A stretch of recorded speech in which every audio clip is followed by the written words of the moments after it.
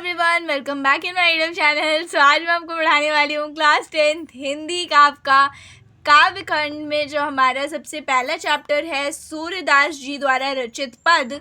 तो हम आज इसमें सबसे पहले पद के ऊपर बात करने वाले हैं। तो चलिए इसको हम स्टार्ट करते हैं। तो मेक श्योर कि आप चैनल को सब्सक्राइब कर लेना एंड उसके साथ साथ लाइक करना वीडियो को एंड अपने दोस्तों के साथ शेयर करना। कोई डाउट हो तो आप मुझे कमेंट भी कर सकते हो। तो चलिए स्टार्ट करते हैं। चरण कमल बंधो हरिराई, जाकी कृपा पंगु गिरि लंगे, अंधे को सब कुछ दर्शाई, बहरो सुने गूंग पुनि बोले, रंग चले सिर छत्र धराई, सूरदास स्वामी करना में बार बार बंधो ती पाई। ठीक है, तो इसमें जो आपका जैसे ये पद्यांश हमारा आया है, तो इसमें आपको पता होगा कि इसको लिखने का तरीका ये होता है कि सबसे पहले हम इसमें लिखते हैं संदर्भ, फिर हम इसका प्रसंग लिखते हैं और उसके बाद हम इसकी व्याख्या करते हैं और उसके साथ साथ हम ये भी बताते हैं कि इसका काव्यगत सौंदर्य क्या है। तो हम सेम एज इट इज़ मैं आपको पढ़ाने वाली हूँ लाइन बाय लाइन। तो सबसे पहले हम बात करते हैं संदर्भ के बारे में। तो संदर्भ मेनली बस सेम ही होता है, लिखने का तरीका भी सेम होता है, बस थोड़ी सी डिटेलिंग चेंज हो जाती है। जैसे हिसाब से वो आपका होगा पद, कौन सा पद है, तो उसके अकॉर्डिंग ये चेंज हो जाता है। ठीक है, बाकी सब तो संदर्भ में सेम होता है। तो संदर्भ है कि प्रस्तुत पद्यांश सूर्यदास द्वारा रचित सूरसागर नामक ग्रंथ से हमारी पाठ्य पुस्तक हिंदी के काव्य खंड में संकलित पद शीर्षक से उद्धृत है।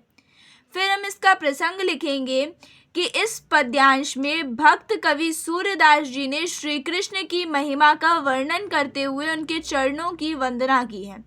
तो अब मैं आपको बताती हूँ कि इसकी व्याख्या क्या है। चरण कमल बंधो हरिराई, यानी कि हम लिखेंगे भक्त शिरोमणि सूर्यदास जी श्री कृष्ण के कमल रूपी चरणों की वंदना करते हुए कहते हैं कि उन्होंने बोला ना चरण कमल बंधो हरिराई, मतलब चरण कमलों की, मतलब उनके कमल जैसे चरण हैं उनकी वो वंदना करते हैं।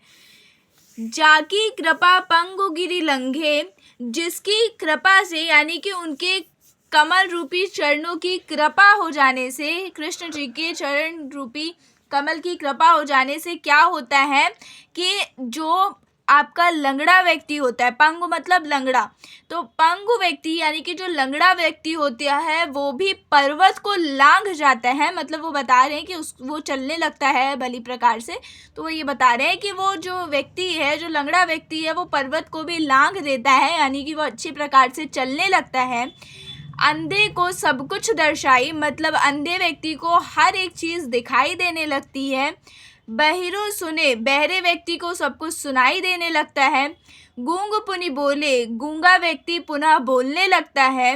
रंक चले सिर छत्र धराई, रंक मतलब कि भिखारी व्यक्ति जिसके पास बिल्कुल भी कोई पैसा ना हो। ठीक है, और छत्र धराई का मतलब छत्र धरा के कौन चलते, छत्र धरा के चलते हैं राजा लोग। ठीक है, तो जो श्री कृष्ण हैं उनके चरण कमल की कृपा हो जाने से क्या होता है कि जो गरीब से गरीब व्यक्ति होता है वो भी राजा की भांति सर पे छत्र धराकर चलने लगता है।